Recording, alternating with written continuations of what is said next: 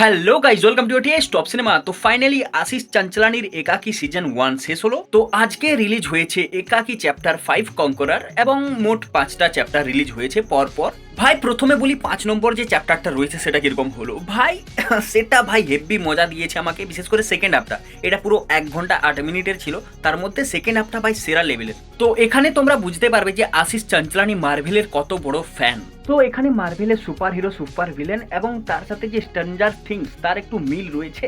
তো ভাই লাস্টের যে 15-20 মিনিট হয় সেটা ভাই দেখতে হেভি লাগে, এবং আশিস চাঞ্চলানি যে রূপে আসে সেটা আমি তো এক্সপেক্ট করেছিলাম যে সেরকমই কিছু হতে চলেছে, ভাই সেটাই হয়েছে এবং দেখে দারুণ মজা লেগেছে ভাই। শেষে যখন সবকিছু হয়ে যায় তারপরে যেভাবে কমেডিটা ওয়ার্ক করে ভাই সেটা সেরা লাগে, এবং সেটা যদি পুরো ওয়েব সিরিজে জুড়ে হতো হেভি মজা লাগতো ভাই।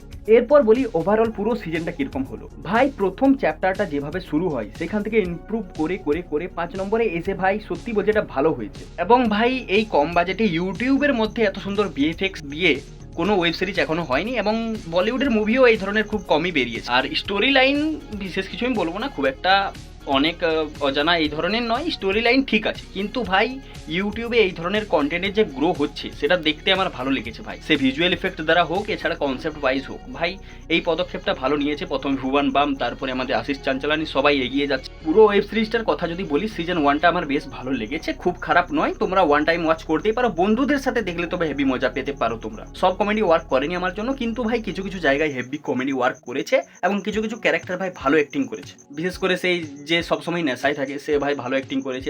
আশিস চাঞ্চলানি তো ভালো করেইছে। আর সবার থেকে যে অ্যাক্টিংটা আমার ভালো লেগেছে সেটা হচ্ছে মেকানিক।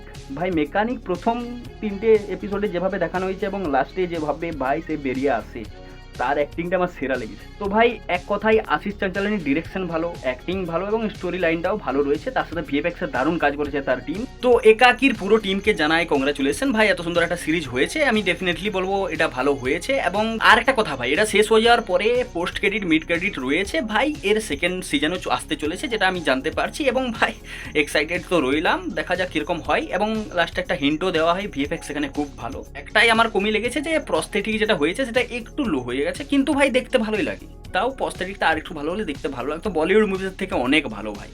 তো আমার তো ভালো লেগেছে, তোমরা দেখে নাও, দিয়ে কমেন্ট করে জানাও কেমন লেগেছে। So thanks for watching, tata bye bye, like comment share.